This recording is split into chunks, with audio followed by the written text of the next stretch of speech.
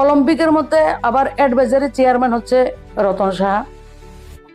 অলিম্পিকের প্যাট্রন হচ্ছে আমার মুখ্যমন্ত্রী, যিনি রাজ্যের মুখ্যমন্ত্রী, উনাকে আবার অলিম্পিকের প্যাট্রন হতে হয়। 2018 আগে না, 2020-এর আগে বিজেপি যারা ছিল তারা বিজেপিতে নেই, দেখা যায় না তাদেরকে। যারা আছে সবাই এখন বেনিফিশিয়ারি। বর্তমান নতুন কমিটি হয়েছে, যত কমিটি আছে যারা আশেপাশে করে সবাই বেনিফিশিয়ারি। যে পুরনো কর্মীদের এখন সেরকম ভাবে মর্যাদা দেওয়া হয় এবং পুরনো কর্মীদেরকে কোথাও না কোথাও উপেক্ষিত করা হচ্ছে সংগঠনের ক্ষেত্রে। একটা অংশের থেকে সেই বিষয়গুলো উঠে আসছে। আপনি তো পুরনো না, সিপিএম এর সঙ্গে যদি একটা লড়াই লাগে, রিভেঞ্জ ওরা নিতে পারবে না। কেউ যদি আমাকে কিছু বলে করে নেব, কোনো অসুবিধা নেই। অনেকের ধারণা হচ্ছে আমরা যা ইচ্ছে তাই করব। ইলেকশনে তো আমাদের জিতানোর দায়িত্ব না, ইলেকশন জিতাবে মোদি অমিত শাহ। 1992 সালে আপনি বললেন যে আপনি প্রদেশ কমিটির সদস্য হয়েছেন, সংগঠনে যোগ দিয়েছেন। বর্তমান সময়ে প্রতিমা ভৌমিককে তো কোনো দায়িত্বে দেখা যাচ্ছে না, মানে বিজেপির সংগঠনের। দেখুন, প্রতিমা ভৌমিক আর বিপ্লব দেব, তারা দুজনকে দায়িত্ব দেওয়ার বিষয় পুরোটা দিল্লির।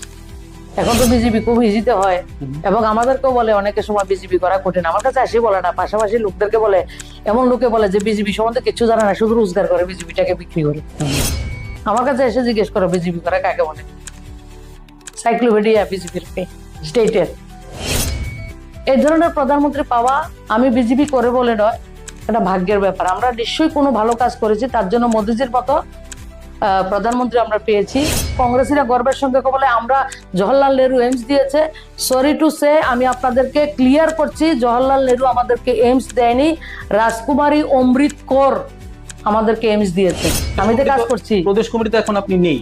প্রদেশ কমিটিতে থাকতে হবে, কথা আছে নাকি? প্রদেশ কমিটিতে না থাকলে আমি পার্টি না, আমি বিজেপি করে না। এরপরে ব্যাডমিন্টন অ্যাসোসিয়েশনের ওয়ার্কিং প্রেসিডেন্ট হচ্ছে রতন সাহা। আবার স্পোর্টস কাউন্সিলটাও রতন শাহ চালান। তো প্রতিমা ভৌমিকের সাথে সমস্যা কোথায়? মানিক শাহর সমস্যা কোথায় প্রতিমা ভৌমিকের সাথে? তো এক ব্যক্তি যদি এত বেশি বুঝে, তো সমস্যা যেটা হয় এটা হচ্ছে আমাদের। আমি যখন মন্ত্রী হয়েছে আমাকে ফোন করে বলা হয়েছে এক ব্যক্তি এক পদ, আর গত 4-5 বছর ধরে দেখছি এক ব্যক্তি 10 পদও আছে।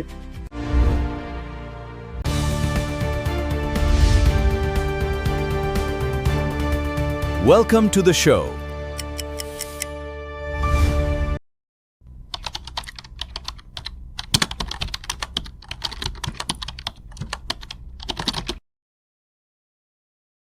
নমস্কার, নিউজ অন টাইমের আমাদের এই অতিথি অন টাইম এই বিশেষ অনুষ্ঠানে আমরা আবারও আপনাদের স্বাগত জানাচ্ছি। আজকে আমাদের এই অতিথি অন টাইমের তৃতীয় পর্বে যিনি আমাদের অতিথি, এই রাজ্যের রাজনৈতিক পরিমণ্ডলে যিনি দিদি নামেই পরিচিত এবং তার সমর্থকরা তাকে অগ্নিকন্যা নামেও কিন্তু অভিহিত করেন। এই রাজ্য থেকে কেন্দ্রীয় প্রতিমন্ত্রীর দায়িত্ব সামলেছেন বিজেপির একজন প্রভাবশালী নেতৃত্ব প্রতিমা ভৌমিক। দিদি, আপনাকে প্রথমেই স্বাগত আমাদের অনুষ্ঠানে। নিউজ অন টাইমের যারা রয়েছেন, দর্শক, শ্রোতা, অর্গানাইজার, শুভাকাঙ্ক্ষী, সবাইকে আমার অনেক অনেক শুভেচ্ছা, অভিনন্দন। আমাদের এই আলোচনা অনুষ্ঠানে আমরা চেষ্টা করি আমাদের অতিথির সাথে সব ধরনের আলোচনা করে। আপনি রাজনৈতিক ব্যক্তিত্ব, রাজনীতি নিয়ে কথা হবে রাজ্য এবং দেশের। কিন্তু প্রথমেই যে জিনিসটা জানতে চাইব, প্রতিমা ভৌমিক যখন রাজনীতিতে প্রবেশ করে সেই সময়টা কেমন ছিল, কিভাবে রাজনীতিতে আসা, এবং তৎকালীন সময়ে আমরা যতটুকু আমাদের কাছে তথ্য, 90-এর দশকে যখন রাজনীতিতে প্রবেশ করছেন তখন এই রাজ্যে ভারতীয় জনতা পার্টি নামক দল রয়েছে, সেটা অনেক কম মানুষই জানেন এই রাজ্যের সাধারণ মানুষরা। সেই জায়গায় দাঁড়িয়ে এমন কি হয়েছে যে আপনি ভারতীয় জনতা পার্টিতে জয়েন করেছেন? বহুত কঠিন প্রশ্ন এটা, জবাবটাও খুব কঠিনই হবে আমার পক্ষ থেকে। রাজনীতিতে আসার কোনো অভিপ্রায় আমার ছিল না। আজকালকের প্রেক্ষাপটে আপনারা দেখবেন এডুকেশনের সমস্যা নিয়ে মানুষ আমার কাছে আসে, হেলথ ইস্যু নিয়ে, চিকিৎসার বিষয় নিয়ে মানুষ আমার কাছে আসে। যখন কোনো জায়গাতে মেয়ে বিয়ের বিষয় থাকে, যদি কোনো অভাব অনটন থাকে, মানুষ আমাদের কাছে সাহায্যের জন্য, পরামর্শের জন্য আসেন। ধরুন কোনো বাড়িতে মানুষ মারা গেছেন, শ্রাদ্ধ শান্তি কিভাবে হয়, সৎকার, সবগুলো এসব বিষয়ে এখনো মানুষ আমাদের কাছে আসেন। বিষয় হচ্ছে, আমার মামার বাড়ি আগরতলা মেলার মাঠ ছিল। তো সেই সময় থেকে আমরা একটু পড়াশোনা করি, মা বাবা দুজন উভয় শিক্ষিত, কিন্তু গ্রামে থাকি আমরা। আমার বাবা কিন্তু সংস্কৃতে পণ্ডিত ছিলেন, তো উনি স্কুলও প্রতিষ্ঠা করেছেন।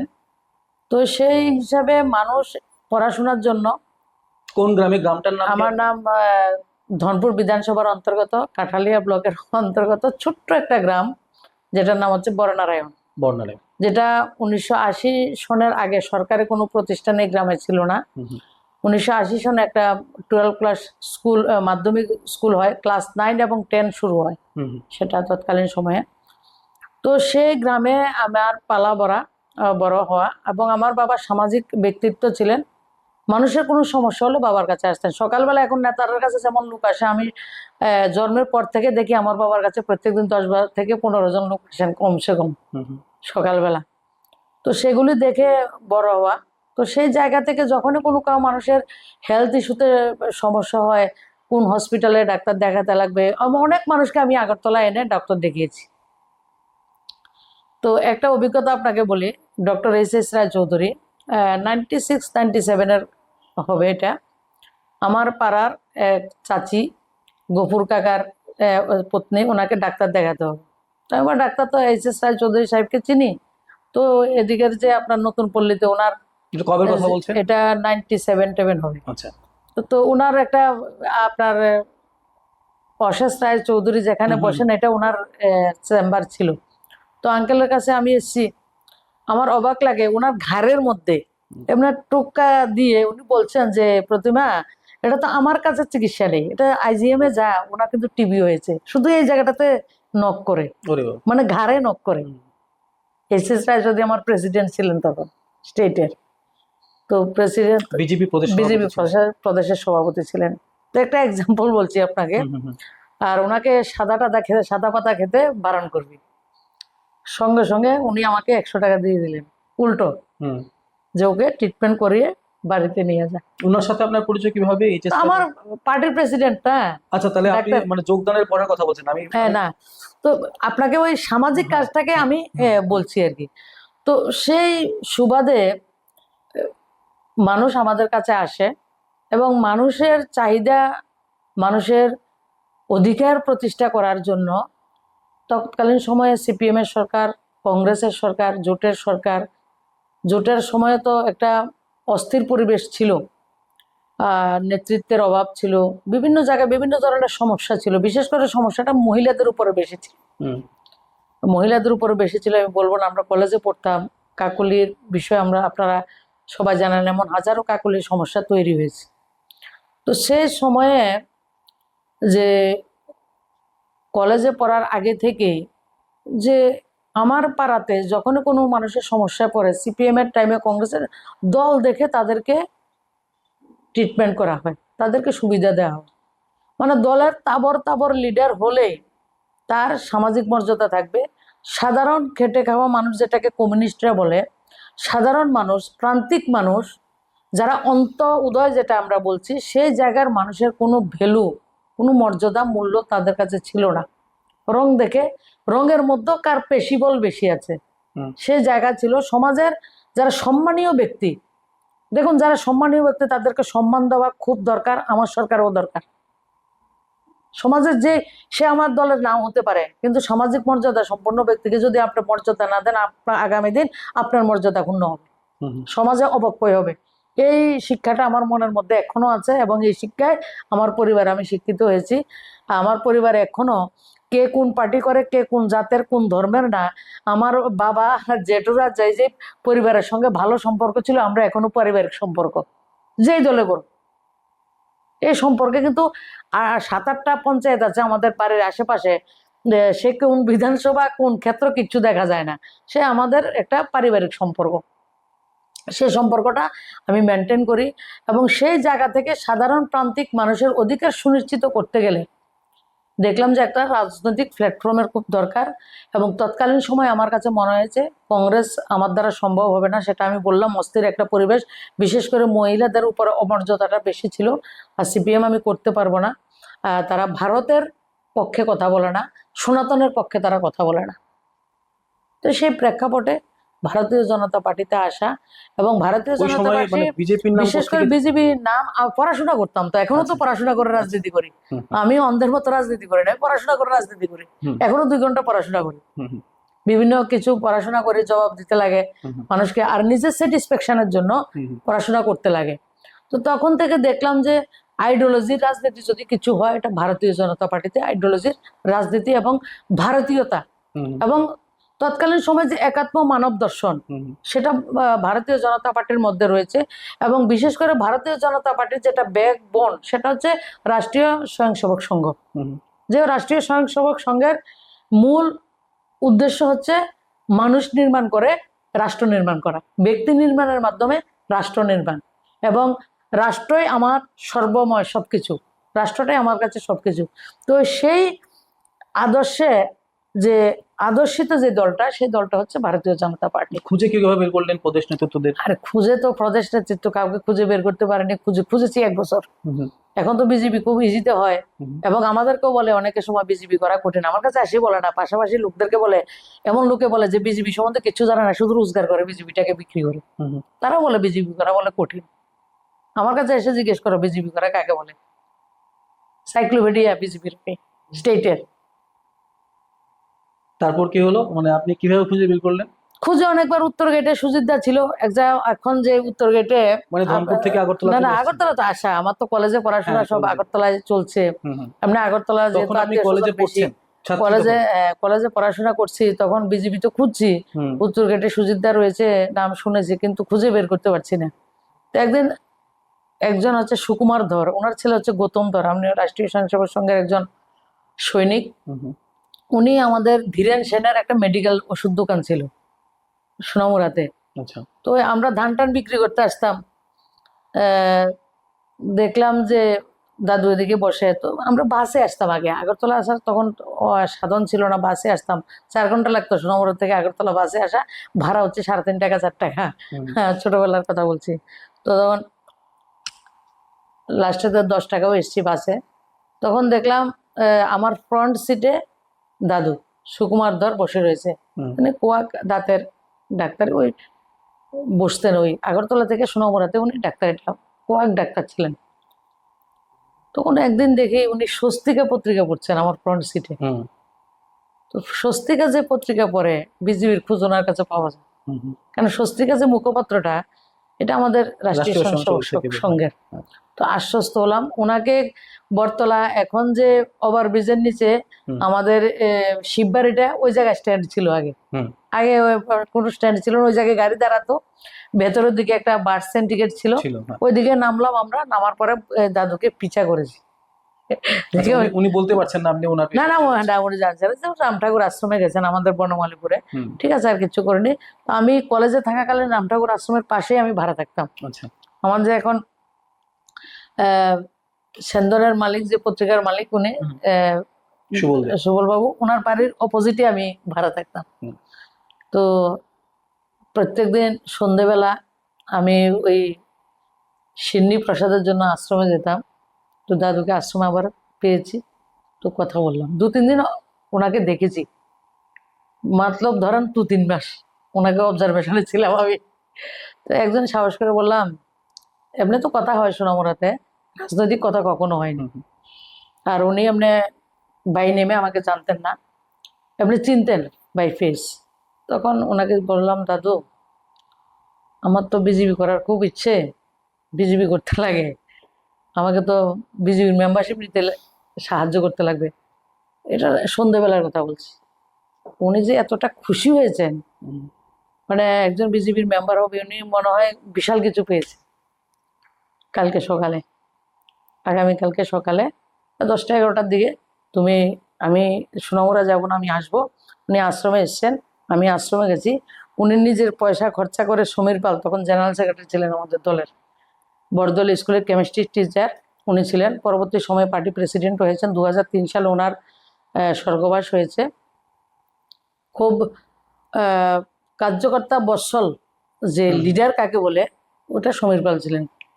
কার্যকর্তার অধিকার সুনিশ্চিত কিভাবে করা যায়, তার যাতে লোকসান না হয়, ওকে কিভাবে তৈরি করা যায়, এটা সমীর পাল ছিলেন। ওনার বাড়িতে নিয়ে গেছেন। নিয়ে যাওয়ার পর মেম্বারশিপ দিয়েছেন, 1 টাকা মেম্বারশিপ, উনি মেম্বারশিপের পয়সা উনি দিলেন। আর একাত্ম মানব দর্শন পঞ্চনীতি আমাদের একটা বই থাকে, ওই বইগুলি দিলেন এবং 3টা মেম্বারশিপের বই দিলেন আমাকে। মানে কাজটা আমরা পার্টির মেম্বারশিপ আগে নিলেই আমাদেরকে বলা হতো তন মন ধন দিয়ে পার্টি করবে। তো তন মন ধন দিয়ে যে পার্টিটা করব, তখন উনি আমাকে 3টা বই দিলেন তৎকালীন 91-এর কথা বলছি। 91-এ যদি 3টা বই মেম্বারশিপ 30 জনকে কাটা, আমি প্রায় 2 মাস লেগেছে আমাকে এই মেম্বারশিপ করতে। যাদেরকে মেম্বার করেছে এখনো আছে আমার দিকে লোক বিজেপিতে, কয়েকজন আছে এখনো যুক্ত আছে, তো মেম্বারশিপ করেছি। তো বিজেপি তো কবে জানে না কেউ, তো সবাইকে যখন বুঝাই বাড়িতে গিয়ে আস্তে আস্তে আস্তে কথা বল, জানলে অসুবিধা হবে, বলবি না কাউকে মেম্বারশিপ করেছি। তো এইভাবে বাড়িতে জানতো, মা বাবা জানতো আপনি? না না না, জানে না। জানলে অবস্থা খারাপ। জানে না, বাবা শুধু একটু জানতেন, মেয়েটাই বুঝে, কিন্তু কেউ জানে না। তারপরে যখন 3-4 মাসের পরে আমি মেম্বারশিপ, 3 মাসের মতো লেগেছে আমার 30 জনকে মেম্বার করতে। যখন সমীরদার কাছে আমি জমা করলাম, উনি যে একটা খুশি হয়েছেন, মানে এই কাজটা তখন মানে সবাই করে উঠতে পারছিল না, মানে এত খুশি হয়েছেন উনি। তারপরে তো 1992 সনে স্টেট কমিটির মেম্বার করেছেন। আমি যখন মেম্বারশিপ নিয়েছি, মহারাজা নক্ষত্রকর্তায় ওটার প্রেসিডেন্ট ওনারা ছিলেন। তারপরে সমীরদা প্রেসিডেন্ট হয়েছেন, রণজবাবু আমাদের জেনারেল সেক্রেটারি ছিলেন। অনেকে, আজকের যে প্রদ্যুৎ ধর, উনিও একসময় আমাদের পার্টির জেনারেল সেক্রেটারি ছিলেন। অনেকে আছে, আমি সবাই নাম বলতে পারি, তাতে কোনো অসুবিধা নেই, সবাইকে আমি চিনি। ব্রজেশ দা, তাদের সান্নিধ্য পেয়েছি, অনেককে পেয়েছি। তো তখন কোনোদিন ভেবেছিলেন যে শ্যামলী শর্মার যে মৃত্যু হয়েছে, ওনার আমি ভোটার আই কার্ডের জন্য বাড়িতে গেছি যেদিন ওনার মৃত্যু হয়েছে। আমি ওনার সঙ্গে পুরো ইলেকশন ক্যাম্পেনিং এ ছিলাম। যেদিন মারা গেছেন এদিন ছিলাম না। এদিন আমি আমার কিছু একটা বোধহয় এজেন্ট করবে আমাকে, সেজন্য আমাকে ভোটার আই কার্ডের দরকার ছিল। তো ভোটার আই কার্ডের জন্য আমি আগরতলাতে গেছি। এরপরের দিন আসবো গাড়ি বন্ধ। যেদিন গেছি ওদিনে উনি মারা গেছে। তো তখন ভাবতেন মানে সরকার কোনদিন করতে পারবে বিজেপি? না, দেখুন, আমি প্রথমে বলি, আমি বারে বলি, আমি একটা আইডিওলজি রাজনীতি করি। আইডিওলজিটা হচ্ছে যে আমরা তো এই সময়ে জন্ম হয়েছে, ভারতের স্বাধীনতা আন্দোলনের সঙ্গে আমরা যুক্ত হতে পারিনি, ওই সময়টা আমাদের হয়নি। কিন্তু এখন যদি আমরা ভারতের অখণ্ডতা, অস্মিতা, স্বাভিমান, সংস্কৃতি, কৃষ্টি আমাদের যদি রক্ষা করতে হয়, ভারতীয় জনতা পার্টিকে সাপোর্ট করে আমাকে সেটা রক্ষা করতে হবে। স্বাধীনতা আন্দোলনটা যেমন, ভারতীয় জনতা পার্টিকে যদি আমি রক্ষা করতে পারি, দলটাকে, ওই দলের মাধ্যমে রাষ্ট্রটা রক্ষা হবে। এই আইডিওলজি নিয়ে কিন্তু রাজনীতিটা করা। ছাত্র সময়ে একটা দলকে খুঁজে বের করা এবং সেখান থেকে বেরিয়ে এসে দেশের সর্ববৃহৎ পঞ্চায়েতে প্রবেশ করা, যেদিন প্রথম ঢুকেছিলেন সংসদ ভবনে, তখনকার অনুভূতিটা যদি আপনি শেয়ার করেন। দেখুন, আমি যখন নির্বাচনে দাঁড়িয়েছি, গোটা রাজ্যের যে যে জায়গায় আমি গেছি, সব জায়গায় আমি বলেছি আমাকে ভোট করবেন না, আপনারা মোদিজিকে ভোট করবেন। যে এখানে ভোট করবেন, পদ্মফুলে বোতাম টিপবেন, সমর্থন কিন্তু মোদিজির কাছে যাবে। আর ত্রিপুরা রাজ্যে এমপির ভূমিকা কি, আমি আপনাদের কাছে তুলে ধরবো, চেষ্টা করব, যে পরিশ্রম করে চেষ্টা করব জনপ্রতিনিধি এমপি কি হতে হয়। আর এতদিন আপনারা আপনাদের এমপি কে আপনারা কিন্তু জানেন না, নামটা হয়তো বা নির্বাচনের সময় শুনেছেন, কিন্তু এমপি কাকে বলে সেই বিষয়টা আমি আপনাদের কাছে তুলে ধরার আমি চেষ্টা করব। যেদিন শপথ গ্রহণ করার জন্য দিল্লি যাচ্ছিলাম, তখন এয়ারপোর্টে আপনাদের মতো সাংবাদিকরাই গেছেন, যে আপনি তো অনেক কথা বলেছেন, কিন্তু একটা কথা আপনাদেরকে এনশিওর করুন যে আপনি এখন গিয়ে দিল্লি থেকে ত্রিপুরার জন্য কি আনবেন। এটা ভাইটাল কোশ্চেন আমাদের পত্রকার বন্ধুরা, রাজ্যের মানুষের জন্য এটা করেছেন ওনারা। আমি তাদেরকে, যদি পুরনো থাকে ভিডিও, আপনারা দেখে নিতে পারেন। আমি বলেছিলাম যে ভাই, আমি ফ্লাইটে করে দিল্লিতে যাব, দিল্লিতে গিয়ে ফ্লাইট নিয়ে আসবো। এটা হচ্ছে আমাদের ডাইরেক্ট ফ্লাইট ছিল না। হুম হুম কারণ ডাইরেক্ট ফ্লাইট না থাকার কারণে আমাদের ব্যবসা বাণিজ্য, শিক্ষাক্ষেত্রে, বিজনেসের ক্ষেত্রে অনেক ধরনের প্রতিবন্ধকতা তৈরি হয়েছে। যোগাযোগ ব্যবস্থা সবকিছুর জন্য একটা Important, হ্যাঁ। খুব গুরুত্বপূর্ণ বিষয়। তো সেই যাওয়ার পরে কিন্তু 2019-এই কিন্তু ডাইরেক্ট ফ্লাইট, আমাদের এই ইন্ডিগো হুম। ফ্লাইটটা ডাইরেক্ট চালু রাজধানী হয়েছে। থেকে রাজ্যে। দিল্লি থেকে ত্রিপুরাতে হুম, ফ্লাইট হয়েছে এবং সেটার জন্য এভিয়েশন মিনিস্টার হরদীপ সিং পুরী হুম, হুম। এবং আমার আমার হোম মিনিস্টার, বর্তমানে যিনি হোম মিনিস্টার রয়েছেন অমিত ভাই শাহ, ওনাদের ভূমিকা অনেক বেশি। আমি কথা বলেছি এবং আমি পার্লামেন্ট শেষ করে আসার আগে ওনারা ফ্লাইট দিয়ে দিয়েছেন। বেশ। তো কিন্তু সেটা যেদিন যেদিন ঢুকলেন প্রথম সংসদে, দেখুন, প্রথমে সেই তো ওই সময়টা সংসদ আমরা অনুভূতিটা কি? চিনিও না, জানিও না, কখনো সংসদে ভিজিটার যেতে পারে সেটাও জানতাম না। হুম, হুম, এখন তো অনেক কিছু অ্যাক্সেস আমাদের কাছে রয়েছে, ভারতীয় জনতা পার্টির সরকার রাজ্যে কেন্দ্রে থাকার কারণে অনেক কিছু আমরা বুঝি, জানি। আগে তো আমরা সবাই সাউথ ইন্ডিয়াতে ডাক্তার দেখাতে যেত, কলকাতা যেত, দিল্লিতে যাওয়া আমাদের জন্য তো ইজি অ্যাক্সেস। হুম, হুম। এটা আমাদের সরকার আসার পরে হয়েছে। এবং পার্লামেন্টে যেতে গেলে প্রথম যেদিন গেলাম, আমাদের একজন যিনি আমাদের প্রাক্তন মুখ্যমন্ত্রী, ওনার সঙ্গে ছিলেন সঞ্জয় মিশ্র, উনি আমাকে পার্লামেন্টে নিয়ে গেছেন। সব দেখে অন্যদেরকে কথা বলা হয়েছে। আর আমাদের স্পিকারের অফিস থেকে ফোন হয়, ফোন করে বলে দেওয়া হয় কে কাকে গাইড করবে। হুম। এটা গাইড করেছেন, ভয় তো লেগেছে অনেক। বিশাল বড় বিষয়, সেটা বিশ্বের সবচেয়ে বড় পঞ্চায়েত। হুম, হুম। এটা প্রবেশ করার অনুভূতিটা অন্য ধরনের। প্রথম যেদিন কথা বলেছিলেন সেদিন কোন বিষয়টা নিয়ে কথা বলেছিলেন? ফ্লাইট নিয়েই? হ্যাঁ, ফ্লাইট নিয়ে কথা বলেছি। আচ্ছা। তো আমরা দিদি এখন যদি একটু বর্তমান প্রেক্ষাপটে যা চলছে দেশের হুম। নিরিখে যদি আমরা একটু আলোচনা করি, আমরা কিছুদিন আগে দেখলাম যে যন্তর মন্তরে ছাত্রদের আন্দোলন গেছে এবং সেই জায়গায় কোথাও না কোথাও নরেন্দ্র মোদী সরকারের তৃতীয় টার্ম চলছে, দেখা যাচ্ছে কোথাও না কোথাও সরকার একটু চাপে আছে। ধর্মেন্দ্র প্রধানের ইস্তফা দেওয়াতে আপনি কি মনে করছেন কিছুটা বিলম্ব হয়েছে? গোটা এই এই আন্দোলনটাকে আপনি কিভাবে দেখছেন, ছাত্রদের যে আন্দোলন দেখুন, শুরু হয়েছে? ছাত্র আন্দোলন করতে পারে, আমরাও ছাত্র ছিলাম, আমরাও কখনো স্টুডেন্ট, শিক্ষকের দরকার, আমাদের ক্লাসরুমের দরকার, বিভিন্ন সময় আমরাও বিভিন্ন এজিটেশনে আমরা অংশগ্রহণ করেছি। ছাত্রছাত্রীরা এজিটেশন করবে তাদের অধিকার নিয়ে, সবাই করতে পারে, কৃষকরা করবে, শ্রমিক করবে, সবাই এজিটেশন করবে। কিন্তু এজিটেশনের একটা ধরনের দরকার। আমি প্রথমে আপনাকে বলি, আজকে নিট নিয়ে এই সমস্যা তৈরি হয়েছে। হুম, হুম। মোদী সরকারের আগে, আমার দেশের প্রধানমন্ত্রী, যশস্বী প্রধানমন্ত্রী মোদীজি প্রধানমন্ত্রী হওয়ার আগে ভারতবর্ষে মেডিকেল পড়ার ব্যবস্থা কি ছিল সেটা আপনাকে রিকালেক্ট করতে হবে। আমরা ভুলে গেছি সবাই। আগে কি ছিল? সাধারণ মানুষের মেডিকেল পড়ার কোনো অধিকার ছিল না।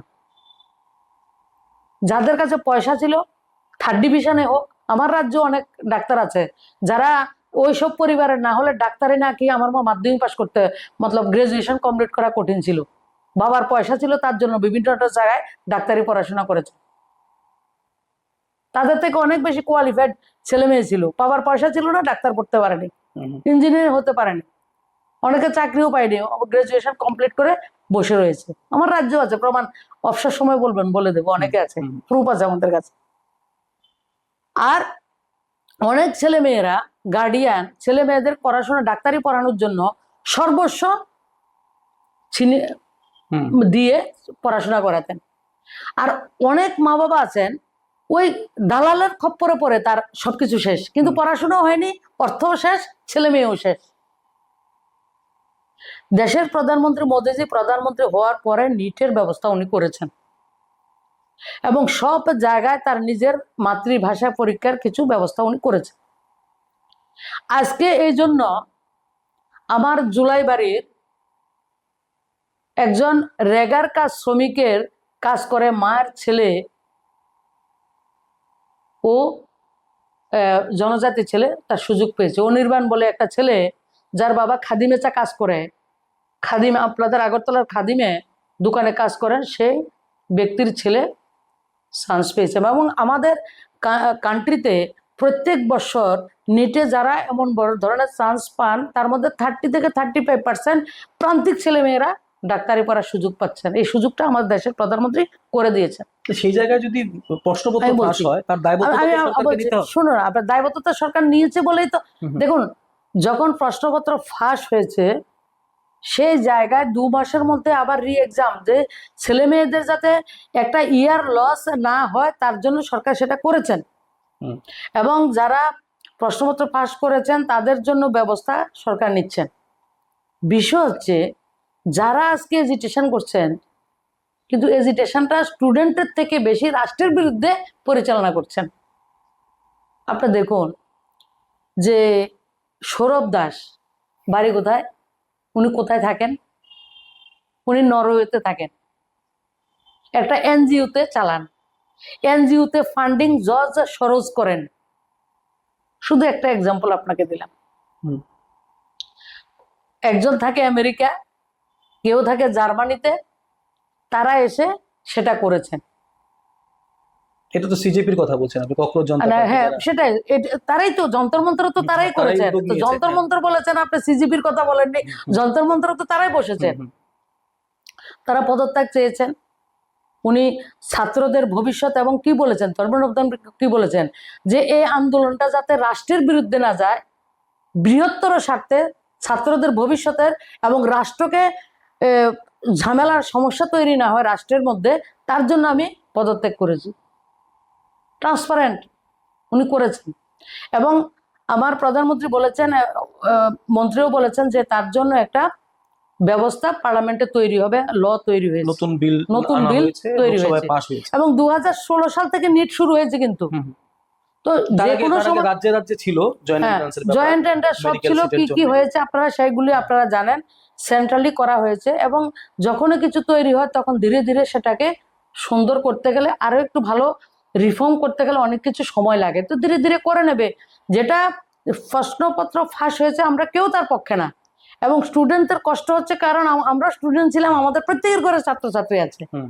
তারা আমাদের ভবিষ্যৎ। এবং আমার দেশের প্রধানমন্ত্রী সবসময় মন কি বাত বলুন, আপনার পরীক্ষা পে চর্চা বলুন, বিভিন্ন সময়ে আমাদের যুব সমাজের সঙ্গে উনি মত বিনিময় করেন, তাদের কাছ থেকে অনেক প্রস্তাব নিয়ে সেগুলিকে তিনি আইনে পরিণত করছেন।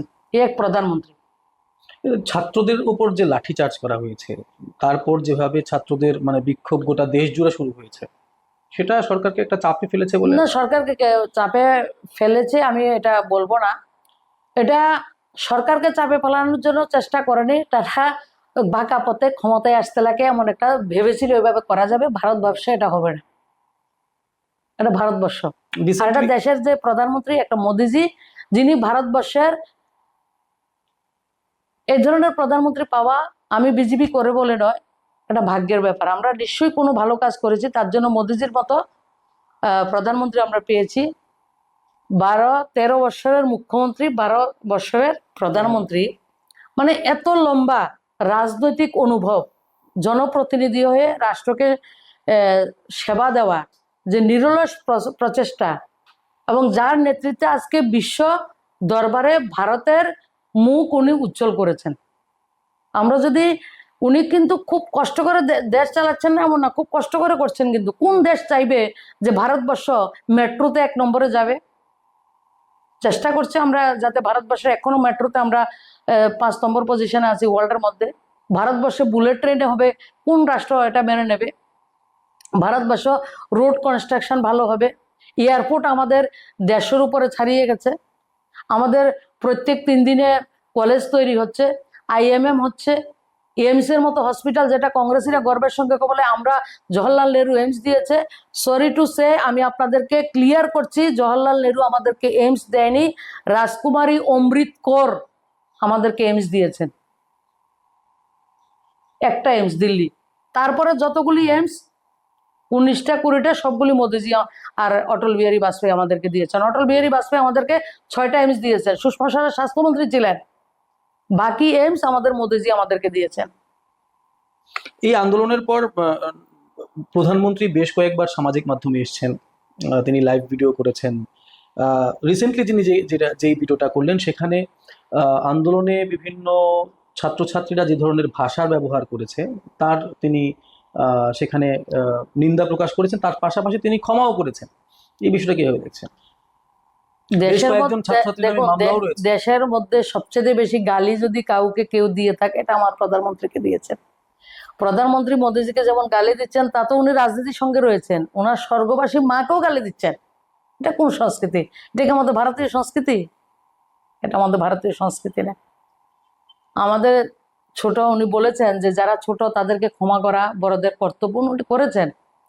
আমাদের ছেলে মেয়েদের সঠিক রাস্তায় আনতে গেলে গার্ডিয়ান হিসেবে যা করার দরকার আমার প্রধানমন্ত্রী সেটা করছেন, এবং উনি সঠিক নির্ণয় উনি নিয়েছেন, এবং সবার সঙ্গে উনি বার্তালাপ করছেন, যেটা সাধারণ মানুষ চাইছেন। আজকে যারা যন্তর মন্তরে করেছেন, আজকে যদি মোদিজি একবার বলে আপনারাও মোদিজিকে সাপোর্ট করে আন্দোলন করেন, আপনার যন্তর মন্ত্রটা গোটা ভারতবর্ষ অন্য কিছু হবে। এটা আমার প্রধানমন্ত্রী সবকিছু বোঝেন, সবকিছু জানেন। বিষয় হচ্ছে ডিপ স্টেট সম্বন্ধে আপনারা ধারণা রয়েছে।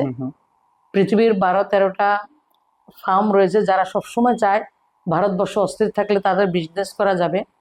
আর একটা বিষয় হচ্ছে, অল্প বিস্তর আমি যতটুকু জানি আমি বলছি আপনাদেরকে, বেলুচিস্তানে বালুচিস্তানে যে অশান্তিটা চলছে, এটা কিন্তু সবচেয়ে হিট করবে চায়নাকে। চায়না বেরোনোর পুরো করিডোরটা কিন্তু বালুচিস্তান। আজকে বালুচিস্তান যদি পাকিস্তান থেকে আলাদা হয় এবং এটা যদি প্রবেশ করতে না দেয়, তাহলে কিন্তু চায়না সমস্যায় পড়বে।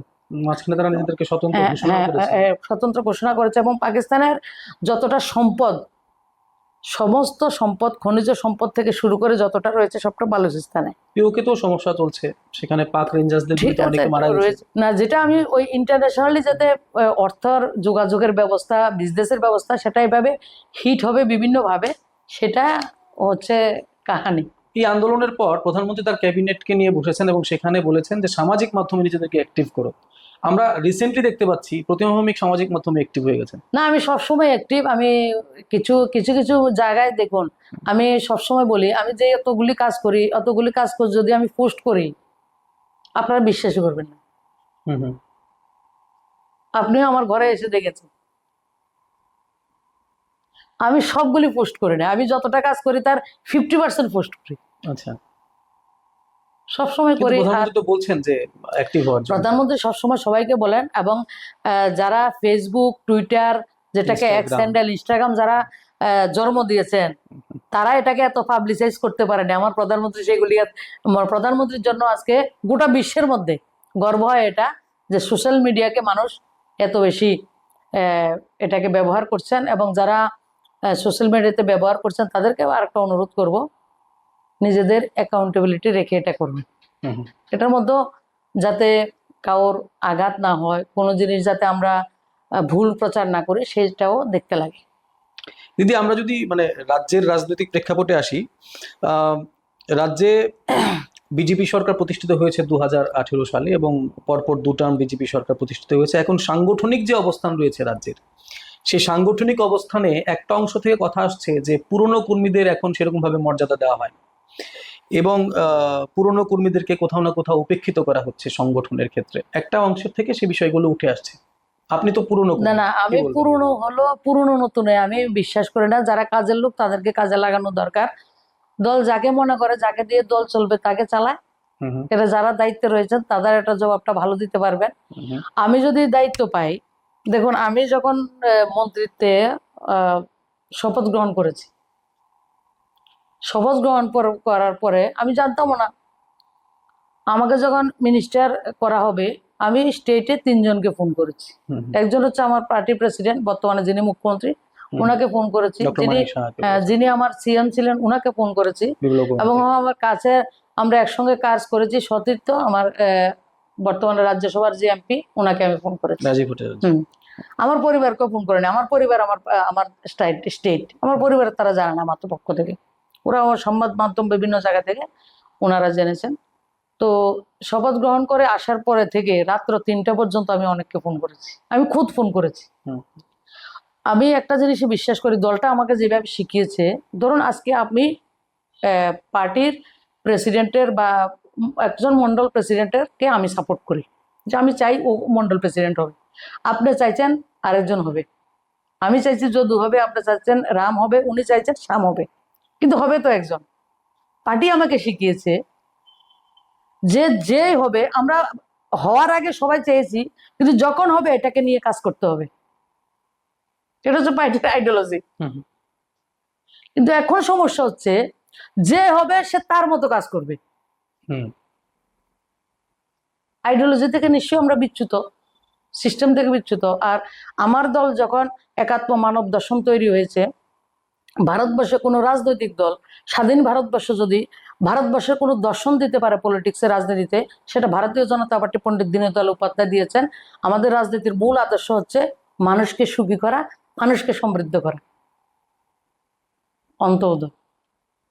মানুষ হচ্ছে মেইন মাধ্যম। তো মানুষকে সুখী করতে হলে, মানুষকে খুশি করতে হলে, দলকে মজবুত করতে হলে, যাদের দরকার দল তাদেরকে নিয়ে কাজ করবে, যাদের প্রয়োজন মনে করছে তাদেরকে নিয়ে করছে। আর 2018-র আগে অনেক কর্মীরা যারা আছে পুরনো কর্মী, অনেক তারা মর্যাদা চায়, তারা দায়িত্ব চায় না, তারা একটু দায়িত্ব সম্মান চায় না। চায়, না, মর্যাদা চায়। মর্যাদা এখন তো সরকার পার্টিতে আছে, হুম হুম। তো পার্টিতে থাকলে পার্টির পার্টি সরকার- সরকারে আছে, হ্যাঁ। এই জন্য অনেকে মনে করে যে ওরা থাকলে আমার বোধহয় লস হয়ে যাবে, ও এটা করতে করতে নিজেদের পায়ে কুড়ুল দেবে। মানে আপনি বিশ্বাস করছেন যেটা হচ্ছে কোথাও না কোথাও? 100%। 2018 আগে না, 2020-এর আগে বিজেপি যারা ছিল তারা বিজেপিতে নেই, দেখা যায় না তাদেরকে। যারা আছে সবাই এখন বেনিফিশিয়ারি। বর্তমান নতুন কমিটি হ্যাঁ, হয়েছে, যত নতুন প্রদেশ সভাপতি কমিটি হয়েছে, আছে, যারা নতুন কমিটি, আশেপাশে নতুন করে সভাপতি কিভাবে দেখছেন? সবাই বেনিফিশিয়ারি। সিপিএম এর সঙ্গে যদি একটা লড়াই লাগে, রিভেঞ্জ ওরা নিতে পারবে না কেউ। কেউ যদি আমাকে কিছু বলে করে নেব, কোনো অসুবিধা নেই। আমরা সিপিএম এর সঙ্গে লড়াই করেছি। হুম। কিভাবে লড়াই করেছি সেই দিনগুলি এখন বিভীষিকা লাগে। একটা জিনিস আপনি বললেন যদি আমাকে দায়িত্ব দেওয়া হয়, তা আপনি আমরা যেটা আমাকে দেখলাম, দায়িত্ব দেওয়া হয় না আমি আমি আমি আমার প্রশ্নটা শেষ না, করি। আমি বলিনি এই কথা। না, মানে যদি যদি আপনি দায়িত্ব পান হয়তো বা আপনি এরকম ভাবে দেখতেন। না না, আমি এরকম ভাবে বললাম আপনাকে, যদি কেউ, আমি তিনজন লোককে যদি আমরা চাই যে 4জন লোক আমার প্রেসিডেন্ট হিসেবে আমি চাইছি মন্ডল প্রেসিডেন্ট, কিন্তু যে কোনো একজন হলো, তখন ওই 4জনের দায়িত্ব হচ্ছে ওই যাকে হয়েছে তাকে নিয়ে চলা। হুম। এখানে কিন্তু ওই যে প্রেসিডেন্ট হয়েছে তাকেও এটা বুঝাতে লাগবে, ওই একটা বুঝতে লাগবে যে আমার দায়িত্ব সবাই। সবাইকে নিয়ে- কারণ আমারও 10টা ভোট আছে, আপনারও 10টা ভোট আছে, ওরও 10টা ভোট আছে, সব ভোট নিয়ে কিন্তু আমার হতে হবে। আর অনেকের ধারণা হচ্ছে আমরা যা ইচ্ছে তাই করব, ইলেকশনে তো আমাদের জিতানোর দায়িত্ব না, ইলেকশন জিতাবে মোদি অমিত শাহ। আচ্ছা, মানে এই ধারণায় চলছে সংগঠন। আমার তো মনে হয়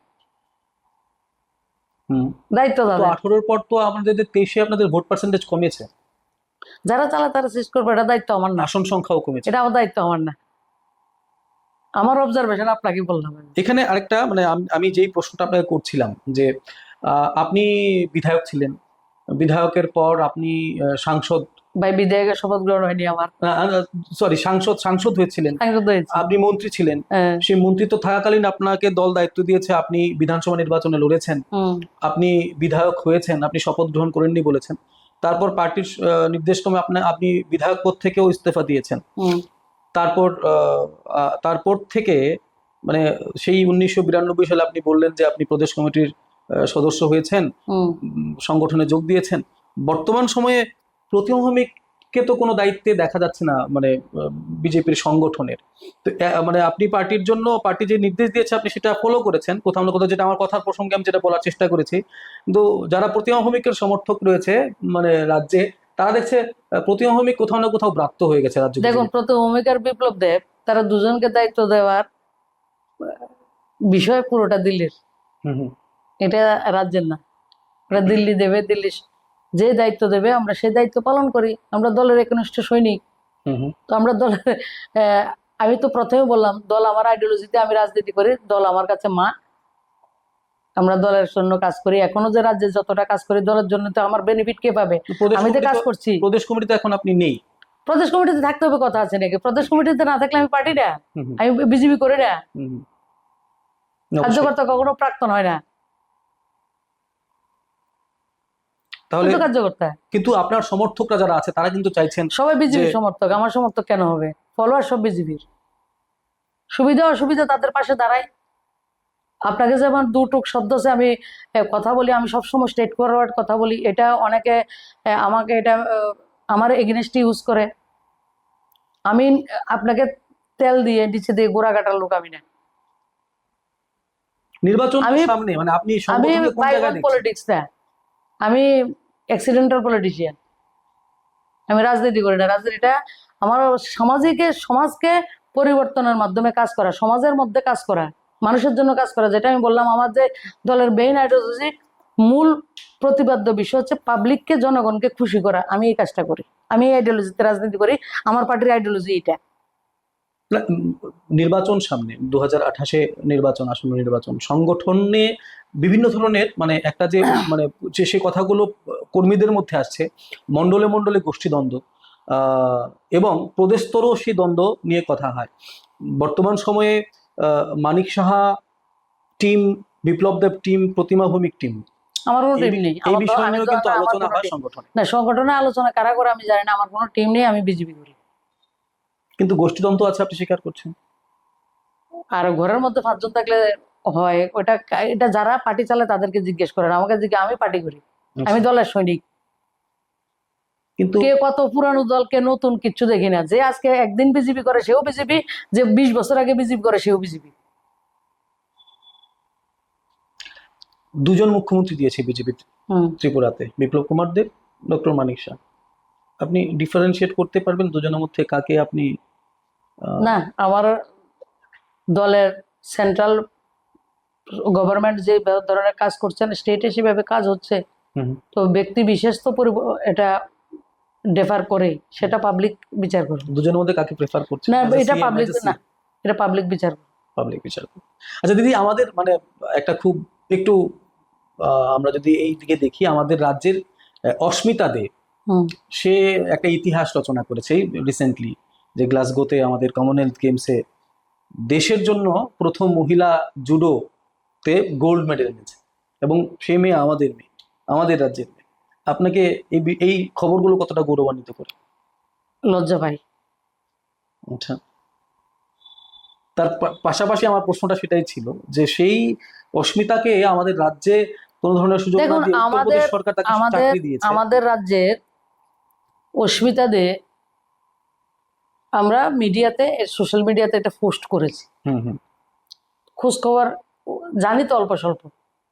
ত্রিপুরা রাজ্যে যতটা বুথ আছে, একজন করে তো লোক আপনি অভিনন্দন জানিয়েছেন। অস্মিতা,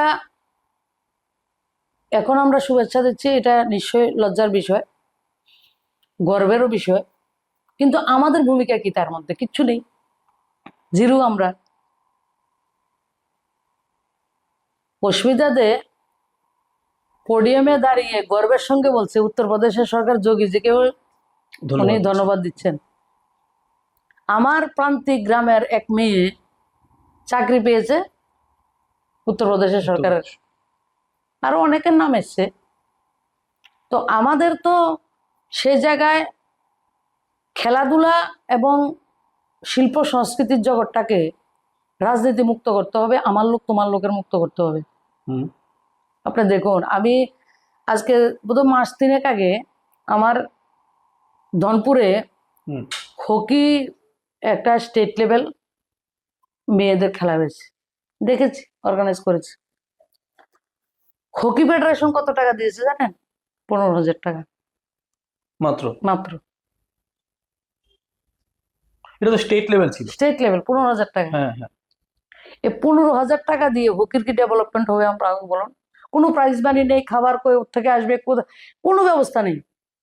আমাকে অনেকের জায়গায় গেছে ওরা করার জন্য, কেউ রাজি হয় না। তো আমাকে এসে একজন বলছে, এমন একটা খেলা করতে চাইছিলাম, খেলাটা মিস হবে, করা যাবে না। আমি কি খেলা? হকির। আমি কি অবস্থা, কি বলে এমন অবস্থা, কেউ 2-2.5 লাখ টাকা খরচা হবে, কেউ রাজি না। ঠিক আছে, কয়েকজনকে ডাকলাম যারা খেলাধুলাকে ভালোবাসে, কেউ চাল দেবে, কেউ ঢাল দেবে, ঠিক আছে, এভাবে কেউ তেল দেবে, কেউ সবজি দেবে, কেউ ডিম দেবে, কেউ মাংস দেবে। আমরা 10-12 জনকে ঠিক করেছি, কেউ মিষ্টি দেবে, এইভাবে ঠিক করেছি আমরা। ধনপুরে এটা হয়েছে, লোকাল মানুষের সব হেল্প করেছে, কেউ জমি থেকে সবজি এনে দিয়েছে লোকরা। এবং এরপরে কথা হইলো যে প্রাইজ মানি, আমাকে আপনাদের প্রাইজ মানি করে, আমরা কোনো প্রাইজ মানি হয় না, একটা ট্রফি দেয়। ট্রফি দিয়ে কি করবো দাদা বলুন তো? সাধারণ একটা ট্রফি দিয়ে প্রাইজ মানি দিলে তো কোনো অসুবিধা নেই। আবার আপনাদের যে সংবিধান আছে, সংবিধানে কোনো বাধা আছে নাকি প্রাইজ মানি দিলে? বলে না, সংবিধানে কোনো বাধা। আমি বলি, মানুষকে উৎসাহিত, বাচ্চাদেরকে উৎসাহিত করতে হলে তো প্রাইজ মানিটা খুব দরকার। তখন ফার্স্ট প্রাইজ বোধ 10,000, সেকেন্ড প্রাইজ 7,000, থার্ড প্রাইজ আমরা 5,000 টাকা দিয়েছি। খুশি হয়েছে। আজকে দেখুন, অলিম্পিকের প্রেসিডেন্ট হচ্ছে দীপা কর্মকার হুম। ত্রিপুরা রাজ্যে। রাজ্যে। অলিম্পিকের মধ্যে একটা গ্রহণ ছিল ত্রিপুরা রাজ্যে। অলিম্পিকের মধ্যে আবার অ্যাডভাইজারি চেয়ারম্যান হচ্ছে রতন সাহা। হুম। অলিম্পিকের প্যাট্রন হচ্ছে আমার মুখ্যমন্ত্রী। হুম। যিনি রাজ্যের মুখ্যমন্ত্রী, ওনাকে আবার অলিম্পিকের প্যাট্রন হতে হয়। হুম। এটা হচ্ছে বিষয়। এরপরে ব্যাডমিন্টন অ্যাসোসিয়েশনের ওয়ার্কিং প্রেসিডেন্ট হচ্ছে রতন সাহা। মুখ্যমন্ত্রীর ভাই। হ্যাঁ হ্যাঁ, আর মুখ্যমন্ত্রী ভাই কিনা জানি না, রতন সাহা ওনার নাম। হুম। আবার এটার প্রেসিডেন্ট হচ্ছেন আমার মুখ্যমন্ত্রী। হুম। আবার স্পোর্টস কাউন্সিলটাও রতন সাহা চালান। ব্যাডমিন্টনের ওয়ার্কিং প্রেসিডেন্ট উনি। আবার কলকাতাতে ইম্পা নাকি কি চালান, ত্রিপুরার ক্রিকেট বোর্ড উনি চালান। এত কিছু চালানোর পরে আজকে আমি খবর নিলাম সকালবেলা যে অলিম্পিক যারা হকি খেলে তারা সবাই আমার সিপাহীজলার বেশি মেয়েরা। হুম। খোয়াইরও আছে বিভিন্ন জায়গায়, বেশিরভাগ সিপাহীজলাতে। তাদেরকে অলিম্পিক খেলতে মানে বাইরে খেলতে দেওয়া যাবে না। কেন? ভগবান জানে। যদি কোনো ফল্ট থাকে সেগুলিকে আমরা ক্লিয়ার করব। হুম। হুম। কোন খেলা, এই যে অস্মিতার বিষয়টা আসলাম, আমরা তো খেলাধুলাকে দিয়ে রাজ্যের সঙ্গে ভারতকে গৌরবান্বিত করছি, কিন্তু আমাদের ভূমিকা পটেনশিয়াল কি এর মধ্যে? আমি কি করেছি? সমাজের মাধ্যমে লেখালেখি হচ্ছে, অনেকেই লিখছেন বিষয়গুলো, খবরও হয়েছে যে এই অস্মিতাকে, যে অস্মিতার যে সবকিছু মেধা, আগরতলা কেন্দ্রিক, মেধা সব গ্রামে। সঠিকভাবে কিন্তু রাজ্য কাজে লাগাতে পারেনি। হ্যাঁ, অনেক পটেনশিয়াল আমাদের মেয়েদের মধ্যে আছে, আমাদের ছেলেদের মধ্যে আছে। সেইগুলি করতে গেলে যারা সঠিক ব্যক্তিকে সঠিক জায়গায় লাগাতে হবে। আপনার ত্রিপুরা ক্রিকেট অ্যাসোসিয়েশন, ওরা ট্রেজারার আছে একজন আগরতলার। হুম। উনি যদি কোনো ধরন সোনামুড়া থেকে আসে, কার লোক হবে না। তুমি না, রাজনৈতিক বিষয়টাই দেখা হয় আপনি উনি বলছেন? রাজনীতি করেন ওদিকে বসে। যিনি ক্রিকেটের প্রেসিডেন্ট, ওনাকে গলা ধাক্কা দিয়ে, ঘাট ধাক্কা দিয়ে বের করা হয়েছে বিসিসিআই থেকে। হুম। উনি তো আমার সোনামুড়ার লোক। বের করে দেওয়া হয়েছে। হ্যাঁ। সোনামুড়ার কি ডেভেলপমেন্ট করেছেন? মোদিজি টিমে কাজ করেছি বলে উনি বলেন যে তুমি যদি তোমার গ্রামের ডেভেলপমেন্ট করতে না পারো, হুম। যে স্কুলে পড়াশোনা করেছো সেই স্কুলে ডেভেলপমেন্ট করতে না পারো, তাহলে তোমার পটেনশিয়াল কোন জায়গায়? প্রথম ফার্স্ট প্রায়োরিটি আপনি ওনাকে জিজ্ঞেস করবেন তো উনি সোনামুড়া সাব ডিভিশন ক্রিকেটের জন্য কি করেছেন। হুম। মানে রোকাবট, অব্লিগেশন তৈরি করার জন্য, বাধা সৃষ্টি করার জন্য যা করার সব করেছে। অস্মিতার মতো এই মেধাদের ক্ষেত্রে অনেক স্থায়ী হচ্ছে মেধা হচ্ছে আছে, না। অনেক মেধা আছে। আজকে দীপা কর্মকার কেন দাঁড়িয়েছে? বাবা সাহিত্যে ছিল বলে সম্ভব হয়েছে। হুম।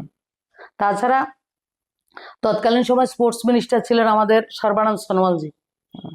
সর্বানন্দ সোনোয়ালজি ত্রিপুরাতে মেম্বারশিপ করার জন্য 2016 সালে এসেছিলেন। তিনি কিন্তু দিলীপ দাস, যে ডাক্তার দিলীপ দাসকে মেম্বারশিপ করেছেন, খেয়াল করুন।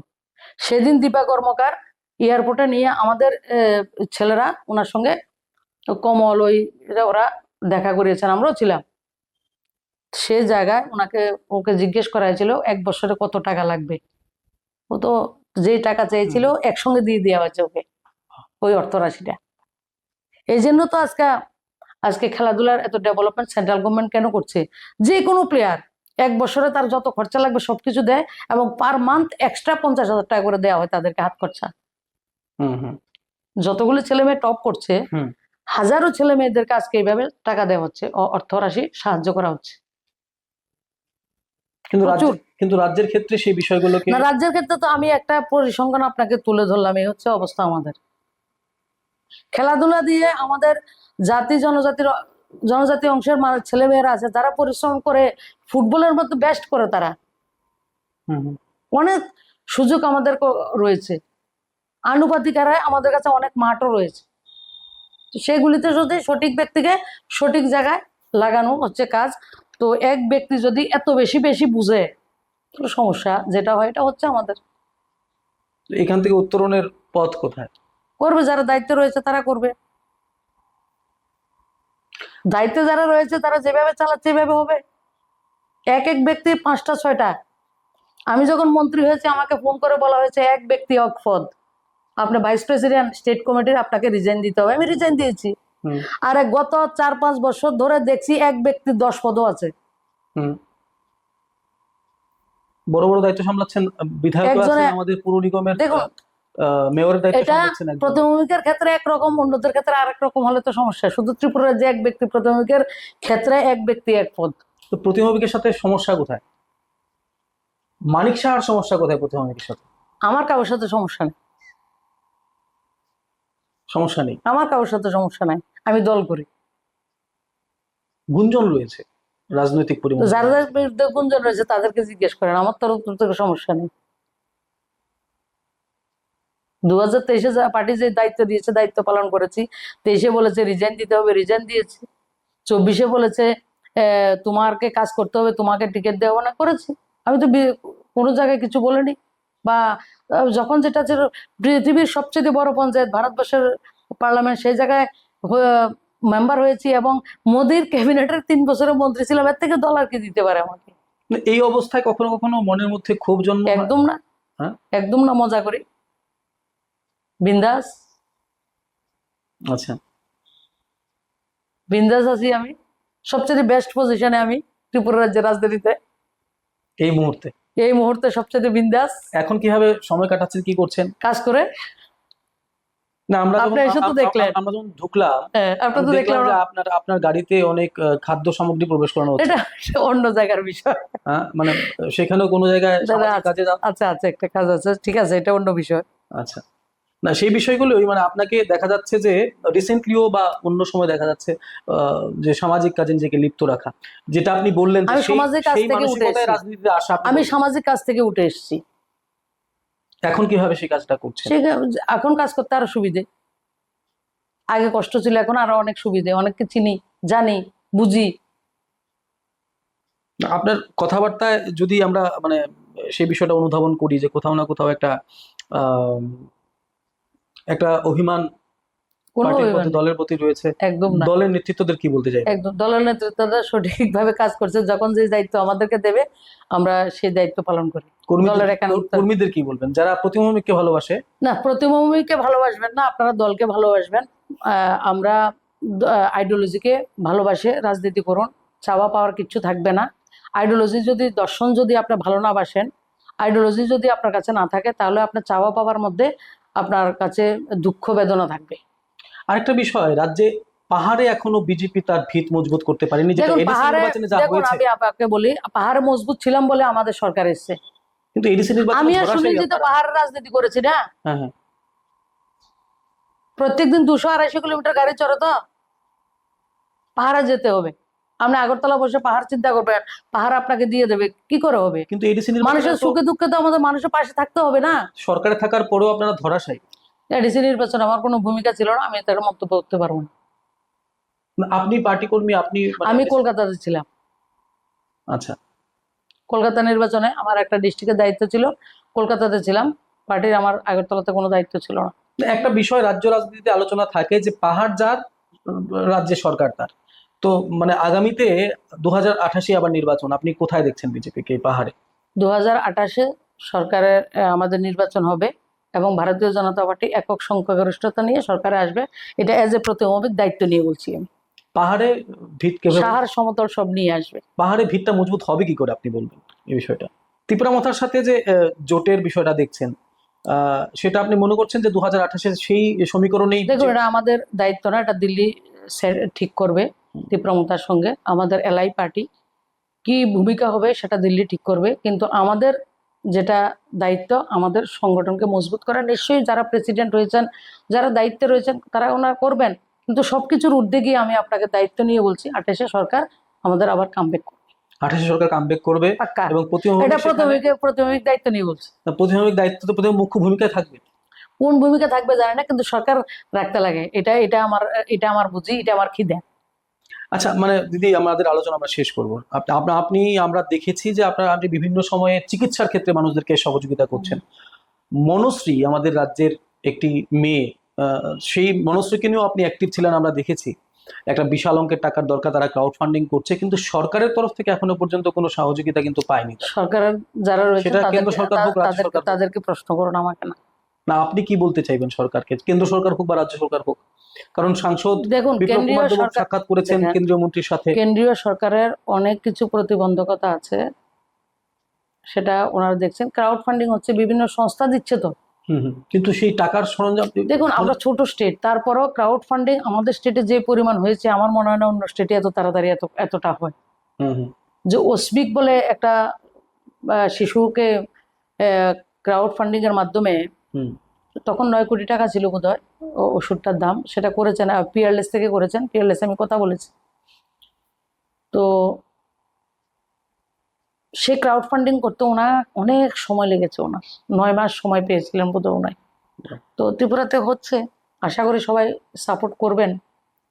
তাছাড়া আমাদের কাছে আরেকটা পেশেন্ট আছে পিলাকের, পশ্চিম পিলাকের, তার বাবার নাম হচ্ছে টোটন দেবনাথ। তার কাকু আমাদের কাছে পাঠিয়েছে শান্তনু, কার কাছে ফোন নম্বর নিয়ে আমাকে ফোন করেছে। কিচ্ছু নেই তাদের, ইন্টারেস্টে টাকা নিয়ে চেন্নাইতে ডক্টর দেখিয়েছিলেন, কিছু হয়নি। তখন আমি জোর করে ওদেরকে পাঠিয়েছি। আমি মেন পাঠিয়েছি, আমি যে ডিপার্টমেন্টের মন্ত্রী ছিলাম, ওই ডিপার্টমেন্টের ফিজিওথেরাপি হচ্ছে ইন্ডিয়ার সবচেয়ে বেস্ট। তো ফিজিওথেরাপির জন্য পাঠিয়েছি, পাশাপাশি এইমসেও দেখানো হচ্ছে। তো ফিজিওথেরাপি যারা একদিনে, তারা দেখে বলেছে এটা জেনেটিক প্রবলেম, এটা কখনো ঠিক হবে না। তো এইমসেও দেখিয়েছি, ডাক্তারদের সঙ্গে কথা বলেছি আমি ফোনে। তো এটা একটা কঠিন অসুস্থতা রয়েছে, 7-8 বছরের বাচ্চাটা ছোট হয়ে যাচ্ছে। আর একটা পেশেন্ট আপনারা দেখেছেন, রুদ্রিক সরকার। সেই পেশেন্টটা আজকে 1 মাস দিল্লিতে রয়েছে, ট্রিটমেন্টের ডাক্তার দেখানোর ব্যবস্থা আমি করে দিয়েছি, করছি প্রতিনিয়ত। আগামী 5 তারিখ ওর বায়োপসি হবে। ওর লিভারের সমস্যা, প্লেটলেটটা বেড়ে যায়। প্লেটলেটটা বেশি থাকে ওর, এটা একটা সমস্যা। এটা একটা পেশেন্ট আছে। আর একটা পেশেন্ট আপনারা দেখেন, ইপসিতা বলে একটা, কমলপুরের, ও রয়েছে। ফাইনাল রিপোর্ট ওর মঙ্গলবারে আসবে। তো আছে আরো পেশেন্ট, অন্যদিকেও বলছে। 3টা বাচ্চা শিশু রয়েছে বলে বলছি, আরো পেশেন্ট আছে। তারা যার, আমরা চেষ্টা করি পেশেন্টকে সঠিক জায়গায় ট্রিটমেন্ট করানো। অনেক পেশেন্ট আছে আসে, টাকা দিয়ে দিন। আমি বলি টাকা লাগে না, ট্রিটমেন্ট লাগে। আমরা তো ট্রিটমেন্ট করানোর সহযোগিতা করি, এত টাকা তো দেওয়া সম্ভব না আমার দ্বারা। তবে আপনাকে বেস্ট ট্রিটমেন্ট কোন জায়গাতে হতে পারে এর সাজেশন দিতে পারি এবং ব্যবস্থা করে দিতে পারি। ওই জায়গাতে ডাক্তার দেখানো, যেটা আপনি 1 মাসে পারবেন না, এটা আমরা 2 দিনে করে দিতে পারি। থাকার ব্যবস্থা করে দিতে পারি, আপনিই থাকবেন আপনার পয়সা দিয়ে। তো সেইগুলি করার চেষ্টা করি। প্রত্যেক দিন 5-7 জন আসে এমন, বিভিন্ন জায়গা থেকে ফোন করে। এবং এখন আর একটা বিষয় হচ্ছে, আমাদের স্টেটে না, বহির্রাজ্যের মানুষও ফোন করে জিজ্ঞেস করে। আচ্ছা, সহযোগিতা চায়। হ্যাঁ, যে কোন জায়গাতে ডক্টর দেখালে ভালো হবে। যেমন গত 3 দিন আগে একজনে, ওনার অর্থের অভাব নেই, উনি আমাকে বলছেন যে আমি দিল্লিতে ILBS এ দেখিয়েছি, লিভারের প্রবলেম, ক্যান্সারের ট্রিটমেন্ট কোন জায়গাতে ভালো হয়। আমি বললাম সবচেয়ে যদি পয়সা দিয়ে করেন, রাজীব গান্ধী ইন্টারন্যাশনাল দিল্লিতে খুব ভালো। না হলে পয়সা কম দিয়ে যদি করানো হয় এইমস, এ সাজেশন দিতে পারি আমরা। এটা করছেন আপনি? হ্যাঁ, এবং আমি গর্বের সঙ্গে বলতে পারি যে ত্রিপুরার মানুষ, আমাদের যে পেশেন্ট, তাদেরকে এইমসের রাস্তাটা আমি MP হওয়ার পরে খুলেছি। প্রত্যেক সপ্তাহে 5-7 জন থাকে, এইমসে যাবে। কেউ কেউ এখন তো টাটা তো অনেক বেশি যায়, আবার কিছু কিছু মানুষ হচ্ছে চেন্নাইতে যায়, তাদের উইশ তারা কিভাবে যাবে। কিন্তু কোনো কোনো জায়গাতে ডক্টরের দেখানো এবং এডুকেশন, এই বিষয়টা আমরা দেখি। কিছুদিন আগে আরেকটা ছেলে, আমরা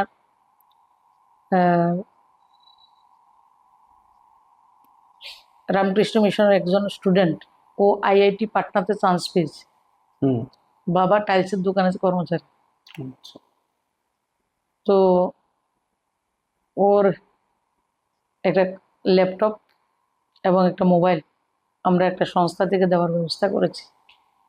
IIT পাটনা, আমাদের একটা ছেলে পড়বে, IITian, বিশাল ব্যাপার। তো এগুলি করার চেষ্টা করি, অনেকগুলি করি, কিন্তু বলে নেব। সেটাই বললেন, মানে আপনি 50% পোস্ট করি। তাহলে এই সময়টায় আপনি এই মানুষের জন্যই আছেন, তাহলে সবসময় করি সামাজিক কাজ নিয়ে আছেন। এগুলি।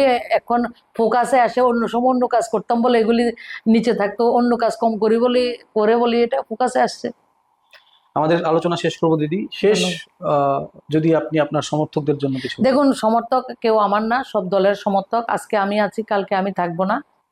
পদে কেউ আজকে থাকবে, কালকে থাকবে না, কিন্তু দল থাকবে, চিরন্তন থাকবে, রাষ্ট্র থাকবে। রাষ্ট্রের জন্য যেটা আমাদের প্রয়োজন সেটা আমরা করব, এবং দল শক্তিশালী করে আমরা রাষ্ট্রকেও শক্তিশালী করতে পারবো। প্রতিনিয়ত দলের জন্য থাকুন, মানুষের পাশে থাকুন। দলকে মানুষ, মানুষকে সুখী করুন, মানুষকে সমৃদ্ধ করুন, মানুষের পাশে দাঁড়ান, সুবিধা অসুবিধা মানুষের পাশে দাঁড়াবেন। সেটাই আমি সবাইকে বিনম্রভাবে অনুরোধ করব। সবার সঙ্গে সবাই সম্পর্ক রাখবেন, ভালো থাকবেন, সুস্থ থাকবেন। ধন্যবাদ, শুভেচ্ছা। অনেক অনেক ধন্যবাদ আপনাকে। আপনারা শুনছিলেন প্রতিমা ভৌমিককে আমাদের আজকের এই আয়োজনে, অতিথি অন টাইমে, যেখানে তিনি কিন্তু তার মনের কথা এখানে শেয়ার করেছেন। অভিমান হোক বা ক্ষোভ হোক, যেটাই হোক, আপনারা সেই আলোচনা শুনলে নিজেরা যাচাই করবেন। আমাদের ভাই, সাথে অভিমানও নেই, ক্ষোভও নেই। আমাদের সাথে বিস্তারিত খোলামেলা আলোচনা করেছেন আজকে প্রতিমা ভৌমিক। অনেক অনেক ধন্যবাদ। অন্যান্য খবরের জন্য নজর রাখুন নিউজ অন টাইমে। নমস্কার।